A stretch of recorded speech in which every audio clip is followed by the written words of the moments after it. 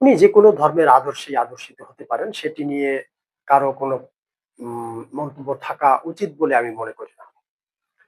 কিন্তু মন্তব্যের জায়গাটি হলো এই জায়গাতে যে আমি যেই বিশ্বাসে বিশ্বাসী, সেই বিশ্বাসটাকে প্রদর্শন না করে আমি যদি অন্য কোনো বিশ্বাসকে প্রদর্শন করি।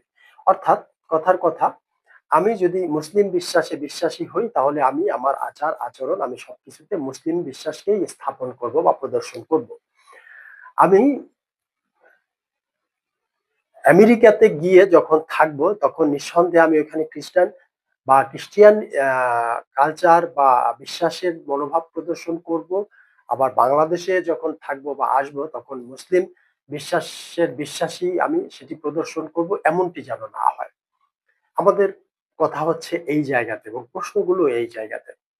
অনেকেই প্রশ্ন তুলেছেন, বিশেষ করে প্রফেসর নাজমুল হাসান কলিমুল্লাহ, বিএনপির সিনিয়র নেতা বরকতুল্লাহ বুলু সহ আরো অনেকেই প্রশ্ন তুলেছেন আসলে উনার ধর্ম বিশ্বাসটা কি।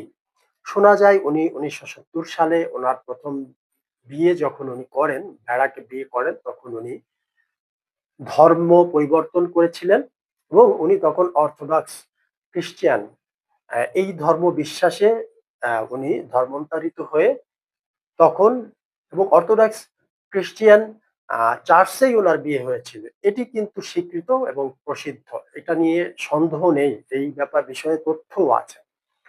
এমনকি ওনার মেয়ে এই ঘরেরই যে মেয়ে মনিকা ইউনুস, আ তিনিও কিন্তু একজন অর্থোডক্স খ্রিস্টিয়ান এবং তিনি ওই ধর্মেই বিশ্বাসী, ওই ধর্ম পালন করেন এবং উনি ওই ধর্মের অনুসারী একজনকে বিয়ে করেছিলেন।